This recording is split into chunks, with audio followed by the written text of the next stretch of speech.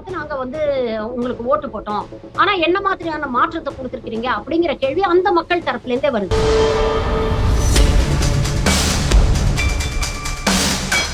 இன்னைக்கு வந்து எப்படி விஜய் ஆட்சிக்கு 6 மாசம் டைம் குடுக்கணும்னு சொல்றீங்களோ, அதே மாதிரி இந்த கூட்டணி ஆட்சிக்கு ஒரு 6 மாசம் டைம் நம்ம குடுக்க வேண்டியிருக்கு. திமுகவோட அதிமுக தான் சோசியல் மீடியால வந்து தாவேகாவை வந்து பயங்கர தீவிரமாக எதிர்கொள்ளக்கூடிய ஒரு ட்ரெண்ட் வந்து இப்ப நம்ம பாக்குறோம். கிட்டத்தட்ட ஒரு தேர்தல் முடிஞ்சதுக்கு அப்புறமே பாத்தீங்கன்னா அதிமுகவுடைய ஐடி விங் வந்து ரொம்ப சுறுசுறுப்பா வந்து செயல்படுறாங்க.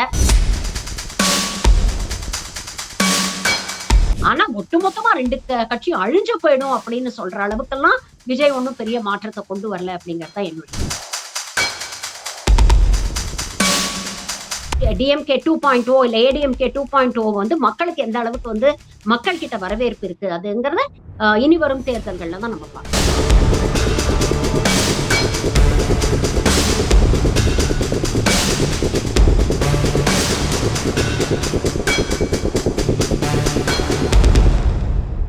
வணக்கம் நேயர்களே, நான் உங்கள் கார்த்திக். நம்முடைய சிறப்பு நேர்காணலில் அரசியல் விமர்சகர் ஷர்மிளா இணைந்திருக்கிறார். அவரிடம் விரிவாக பேசலாம். வணக்கம் மேடம். வணக்கம் மேடம், அதிமுகல இருந்து சாரையா போய் டிவிகேல ஜாயின் பண்றாங்க.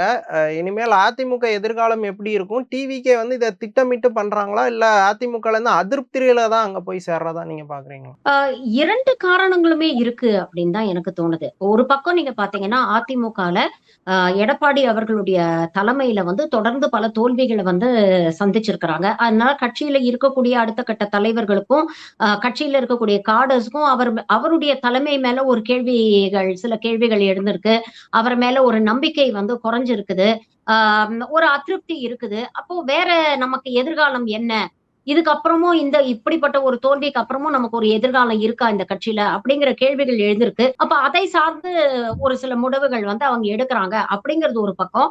இன்னொரு பக்கம் பாத்தீங்கன்னா தாவேகாவுக்கே ஒரு தேவை இருக்கிறது அப்படிங்கறதையும் நம்ம பாக்குறோம். இன்னைக்கு வந்து ஒரு 108 சீட்டு தான் அவங்க எடுத்திருக்கிறாங்க. கூட்டணி கட்சிகளுடைய ஆதரவோட தான் இவங்க வந்து ஆட்சி அமைச்சிருக்கிறாங்க. அப்படி இருக்கும் பொழுது அவங்களுடைய ஆட்சிக்கு வந்து எந்நேரமும் வந்து ஒரு சின்ன ஒரு ஆபத்து இருக்கிறதா ஒரு இன்செக்யூரிட்டி வந்து தாவேகா கிட்டயும் இருக்கும். அப்ப அதை சரி செய்யறதுக்கு நம்ம என்ன பண்ணணும் அப்படிங்கிற முயற்சிகள்ல அவங்களும் இறங்குறாங்க. அப்ப இவங்களுடைய அதிருப்தி, இவங்களுடைய அந்த ஒரு ஒரு ஒரு அயற்சிய வந்து அவங்க வந்து அவங்களுக்கு சாதகமா பயன்படுத்திக்கிறாங்க அப்படிங்கிறது பல விஷயங்கள்ல வந்து நமக்கு வெளிப்படுது. இப்போ அமமுகவை சேர்ந்த ஒரு எம்எல்ஏ தான். ஆனா அவர்கிட்ட எப்படி வந்து காருக்குள்ள வச்சு கையெழுத்து வாங்குனாங்க, அந்த வீடியோ வெளியாச்சு, அதெல்லாம் நம்ம பார்த்தோம். இப்ப 4 எம்எல்ஏக்கள் வந்து அதிமுகவுல இருந்து ரிசைன் பண்ணிட்டு போய் தாவேகால சேர்றாங்க. சேர்ந்துட்டு உடனே பிரஸ் மீட் கொடுக்கும்போது என்ன சொல்றாங்கன்னா, தாவேகாவுடைய கட்சியில விசில் சின்னத்துல நாங்க மறுபடியும் போட்டியிட்டு நாங்க மறுபடியும் வெற்றி பெறுவோம் அப்படின்னு சொல்றாங்க. அப்ப கண்டிப்பா ஏதோ ஒரு விஷயம் வேற வந்து நடந்திருக்கு அப்படிங்கறத நம்மளால தெளிவா புரிஞ்சுக்க முடியுது. சோ இது வெறும் தனிப்பட்ட ஒரு காரணம் அப்படின்னு நம்ம பிரிச்சு பார்க்க முடியாது. 2 பக்கமுமே அந்த ஒரு காரணிகள் இருக்கு. அவங்களும் வந்து ஒரு ஒரு அதிருப்தியில இருக்கிறாங்க. இவங்களும் அந்த அதிருப்திய அந்த அந்த வல்னரபிலிட்டிய பயன்படுத்திக்கிறாங்க அப்படின்னு தான் பாக்கணும். இவ்வளவு தூரம் ஏடிஎம்கே உடையும் போது ஏடிஎம்கேக்கு இனி எதிர்காலமே இல்ல, இனிமேல் தமிழ்நாடு பேட்டில் வந்து டிவிகே வெஸ் டிஎம்கே அப்படின்ட்டு மாறிடுச்சுன்னு உறுதியா சொல்லிடலாமா? I don't think so. அந்த மாதிரி எல்லாம் நீங்க வந்து ரைட் ஆஃப் பண்ணிட முடியாதுங்க. இந்த தேர்தல்ல நீங்க பாத்தீங்கன்னா ஓட் வைஸ் நீங்க பாத்தீங்கன்னா பெரிய வந்து டிஃபரன்ஸ் அப்படிங்கிறது திமுகவுக்கும் தாவேகாவுக்கும் பெரிய டிஃபரன்ஸ் இல்ல. திமுகவுக்கும் அதிமுகவுக்குமே பெரிய டிஃபரன்ஸ் இல்ல. சில பல லட்சங்கள் தான் டிஃபரன்ஸ் இருக்கு அப்படிங்கறத நம்ம பாக்குறோம். ஏடிஎம்கே உடைய கோர் ஓட் பேங்க வந்து ஓரளவுக்கு செதைச்சிருக்காங்க. பட் இன்னுமே ஆல் இஸ் நாட் லாஸ்ட். எல்லாம் வந்து கையை மீறி போயிடல அப்படிங்கிற இதோட வந்து அதிமுக காலி ஆயிடுச்சு, இதுக்கப்புறம் இதை ரைட் ஆஃப் பண்ணணும் அப்படின்னு நம்ம சொல்லிட முடியாது. இன்னமும் மீண்டு வர்றதுக்கான வாய்ப்புகள் வந்து அவங்களுக்கு இருக்கு. அதற்கான முயற்சிகள் அவங்க எடுக்கிறாங்க அப்படிங்கறதையும் நம்ம பார்க்க முடியுது.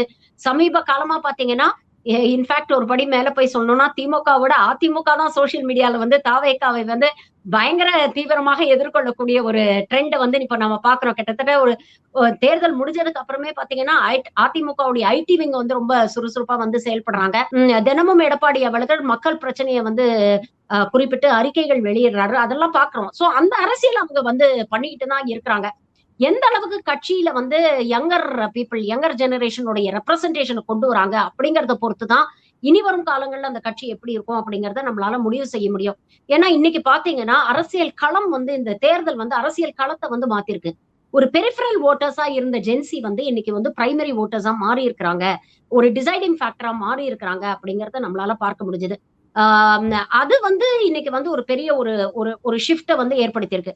அப்ப இங்க இருக்கக்கூடிய பழம்பெரும் கட்சிகளான திமுக, அதிமுக எல்லாருமே வந்து அவங்களுடைய ஸ்ட்ராட்டஜிஸையும் சரி, அவங்களுடைய ஐடியாலஜிஸையும் சரி, எல்லாத்தையுமே ரீவிசிட் பண்ணி, ரீபேக்கேஜ் பண்ண வேண்டிய ஒரு தேவை வந்து இன்னைக்கு இருக்கு. அப்போ அடுத்த தலைமுறைக்கு பிடிச்ச மாரி நம்மள எப்படி வந்து நம்ம வந்து தகவல் அமைச்சுக்க போறோம்? நம்ம எப்படி வந்து நம்ம வந்து முன்னிறுத்த போறோம்? நம்ம எப்படி அந்த அந்த வோட் பேங்க வந்து நம்ம வந்து அட்ராக்ட் பண்ண போறோம்? இது போன்ற விஷயங்கள்ல வந்து அவங்க இன்னும் கவனம் செலுத்த வேண்டிய தேவை இருக்கிறது. Young faces, young energetic faces, young intelligent faces, young role models வந்து 2 கட்சிக்குமே தேவைப்படுது அப்படிங்கிறத பார்க்கிறேன். அப்ப அவங்க அதை எப்படி அவங்க செய்றாங்க அப்படிங்கிறத பொறுத்து தான் அதிமுகவுடைய எதிர்காலமா இருக்கட்டும், திமுகவுடைய எதிர்காலமா இருக்கட்டும், எப்படி இருக்குன்னு நம்ம சொல்லிட முடியும். ஆனா ஒட்டுமொத்தமா 2 கட்சியும் அழிஞ்சு போயிடும் அப்படின்னு சொல்ற அளவுக்கெல்லாம் விஜய் ஒண்ணும் பெரிய மாற்றத்த கொண்டு வரல அப்படிங்கிறது தான் என்னுடைய அழிஞ்சு போகும்ன்னு சொல்ற அளவுக்கு மாற்றம் கொண்டு வரல. இப்ப நீங்க சொல்ற மாரி, இப்ப விஜய்க்கு வந்து யங்ஸ்டர்ஸ் மட்டும் ஓட்டு போட்டிருந்தா, இவ்வளவு தூரம் அவரால 108 தொகுதி வரை வின் பண்ணியிருக்க முடியாது. ஈவன் அபோவ் 45, அபோவ் 60லயே நெறைய பேர் வந்து விஜய்க்கு ஓட்டு போட்டிருக்காங்க. அந்த விஷயங்கள பார்க்க முடியுது. இன்னமுமே ஏடிஎம்கேவோ, டிஎம்கேவோ தங்கள மறுபரிசீலனை பண்ணும்போது, ஜென்சியால தான் இந்த ஆட்சி மாற்றம் வந்துட்டு அப்படிங்கிற மாரி சுருக்கிக்கிறாங்களா? என்டையர் இல்ல. டிரான்ஸ்லேஷன் அவங்க அண்டர்ஸ்டாண்ட் பண்ணாம இருக்கிறாங்களா? இல்ல. I don't think so. அது மட்டுமே காரணம். ஒரு ஒரு ஒரு ஜென்சி மட்டும் தான் காரணம். ஒரு சோசியல் மீடியா மட்டும் தான் வந்து காரணம் அப்படின்னு சொல்லி அ விஜய்யோடைய வெற்றிய வந்து நீங்க சுருக்கிட முடியாது. அத தாண்டி பெண்கள் நெறைய பேர் ஓட்டு போட்டிருக்கிறாங்க. ஆ குறிப்பாக குழந்தைங்களெல்லாம் தூண்டி விட்டு எப்படி வந்து வீட்ல அழுது அடம் புடிச்சு விஜய் மாமாக்கு ஓட்டு வாங்கி குடுத்துருங்கடா செல்லங்களா அப்படின்னு சொல்லி அவர் பிரச்சாரம் பண்ணாரு அப்படிங்கிறத பார்த்தோம். அது களத்துல எந்த அளவுக்கு வொர்க் அவுட் ஆயிருக்கு அப்படிங்கிறத அவர் முதலமைச்சரா பதவி ஏற்கும் பொழுது அதே குட்டீஸ்க்கு வந்து அவர் நன்றி சொன்னாரு. அப்படிங்கிறதுல இருந்து நம்மளால உணர்ந்துக்க முடியுது. அப்ப நெறைய பேர் வந்து என்கிட்ட பேசக்கூடிய நெறைய பேரே வந்து என்ன சொன்னாங்கன்னா, வீட்ல வந்து பேரன் சொன்னா, பேத்தி சொன்னாங்க. ஆ இல்ல ம ம பையன் சொன்னான், பொண்ணு சொன்னா. அதனால நாங்க வந்து இந்த வாட்டி தாவேக்காவுக்கு ஓட்டு போட்டோம். ஒரு மாற்றம் வேணும் அப்படின்னு அவங்க சொல்றாங்க. சரி என்னதான் மாற்றம் கொண்டு வருவாங்கன்னு பார்ப்போமே அப்படிங்கிற ஒரு எதிர்பார்ப்புல நெறைய பேர் ஓட்டு போட்டுருக்காங்க. ஆனா அப்படி பெரும்பாலான அப்படி ஒரு மற்றவங்களுடைய அழுத்தத்தினால ஓட்டு போட்டவங்க, இல்ல என்னதான் நடக்குதுன்னு பார்ப்போமே அப்படின்னு நெனச்சு ஓட்டு போட்டவங்கலாம், மீண்டும் ஒரு முறை தாவேக்காவுக்கு ஓட்டு போடுவாங்களா? அப்படிங்கிறது ஒரு பெரிய கேள்விக்குறி தான். அது இந்த ஆட்சி எப்படி நடக்குது? இந்த ஆட்சியில வந்து அவங்களுக்கு திருப்தி இருக்கா? உண்மையிலேயே அவங்க ப்ராமிஸ் பண்ண அந்த மாற்றத்த வந்து அவங்களால கொண்டு வர முடியுதா? அந்த கிரவுண்ட்ல வந்து அவங்களால ஒரு சேஞ்ச காட்ட முடியுதா? அப்படிங்கிறத பொறுத்து தான் மீண்டும் அந்த குரூப் வந்து ஓட்டு போடுறதுக்கான வாய்ப்புகள் இருக்கு. ஆனா இந்த 1 மாசத்துல போகிற அந்த போக்குகள்லாம் பார்க்கும் பொழுது, எந்த மக்கள் வந்து தாவேக்காவுக்கு ஓட்டு போட்டாங்களோ, அதே மக்கள் தான் இன்னைக்கு வீதியில வந்து போராடுறாங்க. போராடக்கூடிய மக்கள் வந்து அந்த கருத்த வந்து ஒவ்வொரு காணொளியும் பதிவு செய்யறதையும் நம்ம பார்க்கிறோம். மாற்றம் கொண்டு வருவீங்கன்னு நீங்க சொன்னத நம்பி தானே உங்களுக்கு ஓட்டு போட்டோம். ஆனா இன்னைக்கு வந்து நாங்க கஷ்டப்படுறோமேன்னு. பல்வேறு விஷயங்கள் இன்னைக்கு பாருங்க தொடர் மின்வெட்டு காரணமாக மக்கள் வீதியில வந்து போராடுறாங்க. அரசு தரப்புல இருந்து ஒரு பொறுப்பான பதில் சொல்ல மாட்டேங்கிறாங்க அப்படிங்கிற ஒரு குற்றச்சாட்டு வைக்கிறாங்க. அதிகாரிகள் பொறுப்பா பதில் சொல்ல மாட்டேங்கிறாங்க. அதிகாரில தொடர்பு கொள்ளவே முடியல அப்படிங்கிற ஒரு விஷயத்த வந்து அவங்க பதிவு பண்றாங்க. விவசாயிகள் நீங்க கொடுத்த வாக்குறுதிய வந்து நிறைவேத்தல அப்படின்னு போராடிட்டு இருக்காங்க. மருத்துவர்கள், செவிலியர்கள் வந்து போராட்டம் பண்றாங்க. டாஸ்மாக் ஊழியர்கள் போராட்டம் பண்றாங்க. வந்த 1 மாசத்திலேயே இவ்ளோ விஷயங்கள் வந்து நடக்குது அப்படிங்கும் பொழுது, மாற்றத்தை எதிர்பார்த்து நாங்க வந்து உங்களுக்கு ஓட்டு போட்டோம். ஆனா என்ன மாதிரியான மாற்றத்த குடுத்திருக்கிறீங்க? அப்படிங்கிற கேள்வி அந்த மக்கள் தரப்புல இருந்தே வருது. அப்போ கடந்த தேர்தல்ல பேரன் சொன்னான், பேத்தி சொன்னா அப்படின்னு சொல்லிட்டு ஓட்டு போட்டவங்கலாம், இனி ஒரு தேர்தல்ல வந்து அதே பேரனோ, பேத்தியோ சொன்னா, அத கேட்டு ஓட்டு போடுவாங்களா? அப்படிங்கிறது ஒரு கேள்விக்குறி. ஏற்கனவே ஒரு வாட்டி நீ சொல்லி போட்டதுக்கு நாங்க அனுபவிச்சதெல்லாம் போதும். இனிமேலும் அந்த ரிஸ்க்க நாங்க எடுக்க விரும்பல அப்படின்னு சொல்லி, பழைய கட்சிகளுக்கே மாறுறதுக்கான ஒரு வாய்ப்புகளும் இருக்கு. சோ அதனால ஒட்டுமொத்தமா திமுக, அதிமுக 2 கட்சிகளுமே சரி, வெறும் ஜென்சி அப்படின்னு இத சுருக்கி அவங்கள மட்டும் கான்சன்ட்ரேட் பண்ணாம, ஏற்கனவே உங்ககிட்ட இருந்த வாக்காளர்களுக்கு உங்க மேல என்ன அதிருப்தி வந்தது? அதற்கான காரணம் என்ன? கட்சிக்கும் மக்களுக்கும் இருக்கக்கூடிய கனெக்ட் எங்கேயாவது சரியில்லையா? கம்யூனிகேஷன் சரியில்லையா? அப்போ நீங்க இவ்ளோ தூரம் நலத்திட்டங்கள் கொண்டு வந்தோம். பல பேர் அதிருப்தியில இருக்கிறாங்கன்னா, நியாயமா அந்த நலத்திட்டங்கள் போய் சேர வேண்டிய அந்த பெனிஃபிஷியரீஸ்க்கு அது ஒழுங்கா போய் சேர்ந்ததா? அதுல எங்கேயாவது மிஸ் பண்ணிட்டோமா? இது போன்ற பல விஷயங்கள வந்து ஆராய்ச்சி பண்ண வேண்டியிருக்கு. ஆய்வு செய்ய வேண்டியிருக்கு. அத 2 கட்சிகளுமே செய்றாங்க அப்படிங்கிறது உண்மையிலேயே வரவேற்கப்பட வேண்டிய ஒரு விஷயம். இந்த தேர்தல்ல தோத்த திமுக உடைய முன்னாள் முதலமைச்சர் மாண்புமிகு திரு மு.க. ஸ்டாலின் அவர்கள் ஃபர்ஸ்ட் வெளிப்படையா அவர்தான் வந்து சொன்னாரு. இந்த தோல்விக்கு முழுக்க முழுக்க நான் பொறுப்பேத்துக்கிறேன் அப்படின்னு சொல்லிட்டு, இது எதனால் ஏற்பட்டது அப்படிங்கிறத ஆய்வு பண்ணுவோம் அப்படிங்கிற ஒரு விஷயத்த சொன்னாரு. அதுக்கு தகுந்த மாரி 19 குழுக்கள் அமைச்சு தமிழ்நாடு பூரா அவங்க ஆய்வுகள் பண்ணி, இன்னைக்கு பல்வேறு விஷயங்கள வந்து அவங்க ரீதிங்க் பண்றாங்க, ரீகன்சிடர் பண்றாங்க. ஐ திங்க் அதிமுக தரப்புலயும் அத பண்ணுவாங்கன்னு நெனைக்கிறேன். திமுக மாதிரி இவ்வளவு தூரம் வெளிப்படையாக பண்ணாம, சைலன்ட்டா அவங்க லெவல்ல அவங்க அத பண்ணிட்டு தான் இருப்பாங்க. ஒரு ஒரு கட்சியுடைய தோல்விக்கு என்ன காரணம் அப்படிங்கறத அவங்களும் அனலைஸ் தான் பண்ணிட்டு இருப்பாங்க. சோ இதெல்லாம் வச்சு அவங்க எப்படி கிரவுண்ட்ல வந்து திரும்ப தங்கள கொண்டு போய் மக்கள் முன்னால நிறுத்துறாங்க. அப்படி ஒரு ஒரு ஒரு புதிய ஒரு டிஎம்கே 2.0 இல்ல ஏடிஎம்கே 2.0 வந்து மக்களுக்கு எந்த அளவுக்கு வந்து மக்கள் கிட்ட வரவேற்பு இருக்கு அதுங்கிறத இனி வரும் தேர்தல்கள்ல தான் நம்ம பார்க்கலாம். ஈவன் இப்போ டிஎம்கேவை பொறுத்த வரைக்கும் ஈவன் ஸ்டாலினே தோத்தா கூட அவரோட தலைமையை யாருமே சேலஞ்ச் பண்ணல. எல்லாரும் கட்டுக்கோப்பா ஒழுங்கா இருக்காங்க. ஆனா இங்க ஏடிஎம்கேல அப்படியே ரிவர்ஸ்ல எடப்பாடியோட தலைமையை வந்து பெரிய லெவல்ல சேலஞ்ச் பண்றாங்க. அவருக்கு அடுத்த கட்டத்துல இருக்க 2ஆம் கட்ட தலைவர்கள் எல்லாருமே அதை சேலஞ்ச் பண்ணக்கூடிய அளவுல இருக்கு. சோ அவரை தலைமையில வச்சு ஏடிஎம்கே வந்து ஒரு அடுத்த கட்ட பாய்ச்சலுக்கு தயாராகிறதுங்கிறது ஒரு டஃப் தானே. வேற ஒரு சாலிடான லீடர் தேவைப்படுகிறது அதுக்கு. நான் பல இடங்கள்ல நான் சொல்லியிருக்கேன். திமுக மீது வைக்கக்கூடிய முக்கியமான விஷயம் விமர்சனம் என்னன்னா, அங்க வாரிசு அரசியல் இருக்கு. பல்வேறு வாரிசுகள் வந்து அடுத்தடுத்த தலைமுறையில வராங்க அப்படிங்கிற ஒரு விமர்சனம் வைக்கிறாங்க. ஆனா இன்னைக்கு திமுக கட்டுக்கோப்பா இருக்குன்னா, அதுக்கு காரணம் இந்த வாரிசு அரசியல் தான்.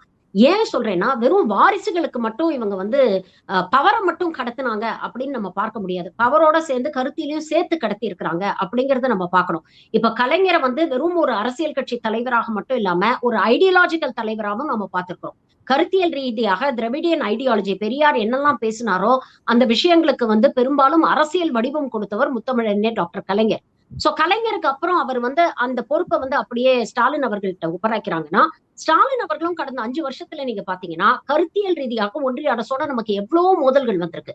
அப்ப எந்த இடத்துலயும் அந்த கருத்தியல் ரீதியாக எப்பவுமே அவர் சமரசம் பண்ணாம நின்னு இருக்கிறாரு அப்படிங்கிற அந்த குவாலிட்டியை வந்து நம்ம பாக்குறோம்.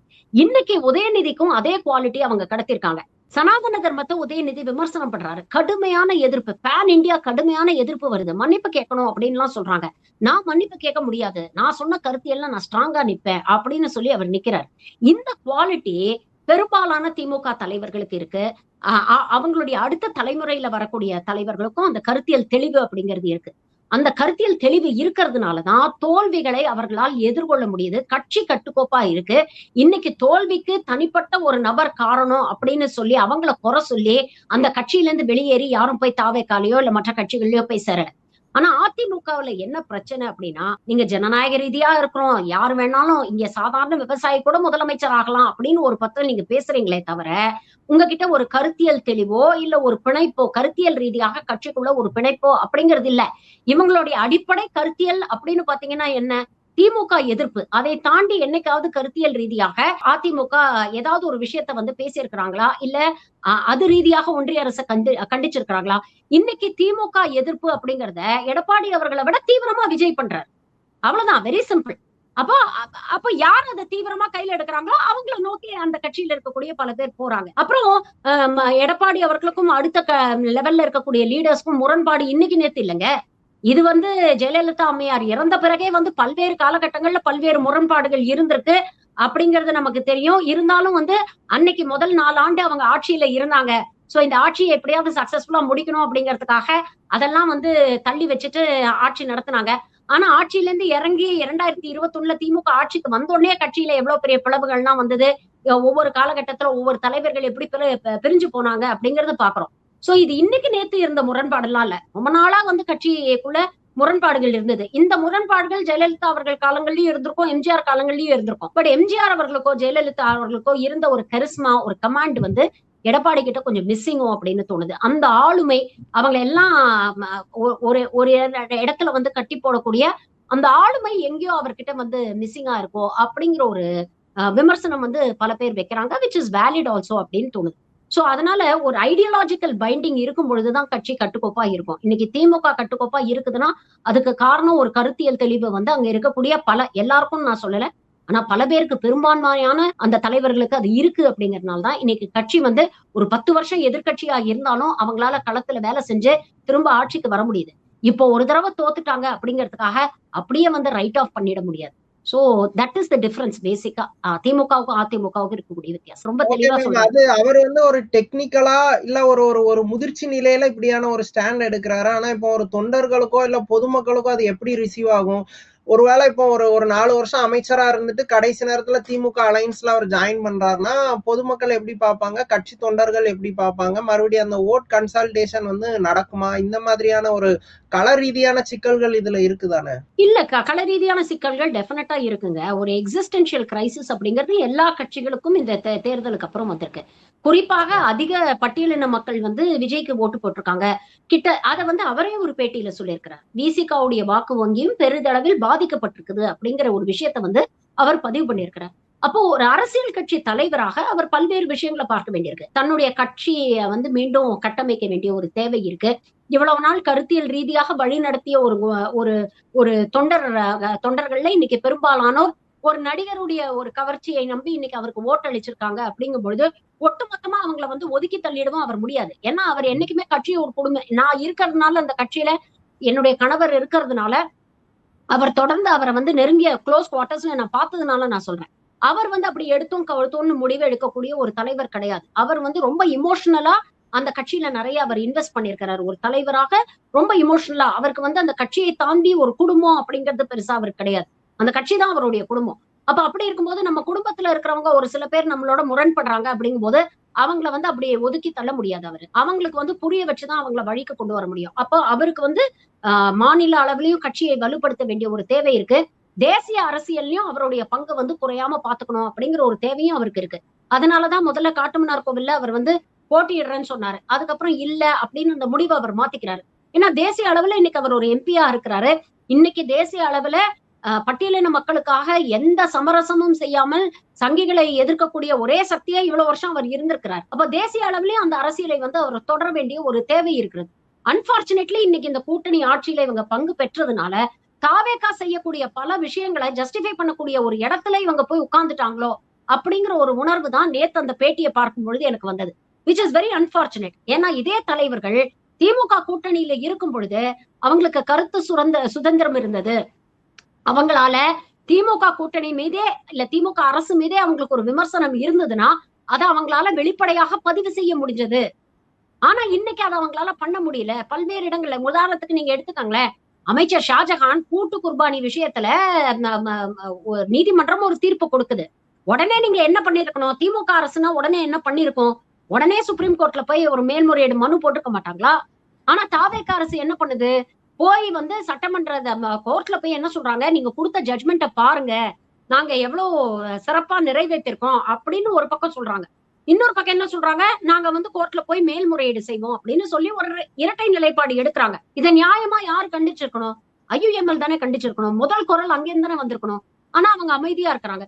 விவசாயிகள் இவ்வளவு நாள் போராடினதுக்கு அப்புறம் தான் இப்போதான் கம்யூனிஸ்ட்கள் அறிவிச்சிருக்காங்க நாங்க விவசாயிகளோட சேர்ந்து நிப்போம் அவங்களோட போராடுவோம். ஒரு வாரத்துக்கு 10 நாளைக்கு மேல அமைதியா தானே வேடிக்கை பார்த்துட்டு இருந்தாங்க. இப்ப ஆணவ கொலை நடந்துருச்சுன்னா ஆணவ கொலைகள் அப்படின்னு மீடியால பேச மாட்டேங்கிறாங்க. காதல் விவகார கொலைகள்னு பேசுறாங்க. இதற்கு முன்னால ஆணவ கொலைக்காக தீவிரமாக பேசினவர்கள் வந்து விடுதலை சிறுத்தைகள் கட்சியை சேர்ந்தவர்கள் தானே. அப்ப இன்னைக்கு ஏன் அதை வந்து பேச முடியாத ஒரு சூழ்நிலை? அப்போ விஜய் வந்து பிரஸ சந்திக்க மாட்டேங்கிறாரு. விஜய் பத்திரிகையாளரை சந்திக்க மாட்டேங்கிறாரு. அவரை பொறுத்த வரைக்கும் எனக்கு பத்திரிகையாளர்கள் தேவையில்லை. நான் பேச வேண்டியது என்னுடைய தொண்டர்கள் கிட்ட. என்னுடைய தொண்டர்கள் கிட்ட நான் இன்ஸ்டாலயோ இதுலயோ சோசியல் மீடியாலோ வீடியோ போட்டு நான் பேசிக்குவேன். இல்ல நான் பேசக்கூடிய மேடைகள்ல அவங்களுக்கு நான் பேசிக்குவேன். மெயின் ஸ்ட்ரீம் மீடியாட்ட நான் எதுக்கு பேசணும்? நான் எதுக்கு பதில் சொல்லணும்? அப்படிங்கிற ஆட்டிடியூட்ல தான் விஜய் இருக்கிறார்.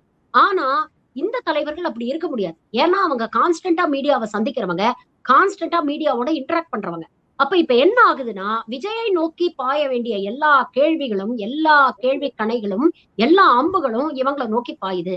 விஜய் ரொம்ப கம்ஃபர்டபிளா இவங்களெல்லாம் கேடயமா பயன்படுத்திக்கிட்டு அவர் வந்து பின்னால உட்கார்ந்து இருக்கிறார். நாளைக்கு இவங்க சொல்ற விஷயங்கள் சாதகமாக இருந்ததுன்னா அது விஜய்க்கு கிரெடிட்டா மாறிடும். ஆனா இவங்க எதிர்மறையான ஒரு விஷயத்த பதிவு பண்ணாங்கன்னா அது அவங்க சொந்த கருத்துப்பா அப்படின்னு சொல்லி ரெஸ்பான்சிபிலிட்டில இருந்து விஜயும் அவர் கட்சியும் ஒதுங்கி நின்றுடுவாங்க. அப்படிப்பட்ட ஒரு அன்கம்ஃபர்டபிள் சிச்சுவேஷன்ல அந்த தலைவர்கள் இருக்காங்க. இத விமர்சனமா நான் சொல்லல.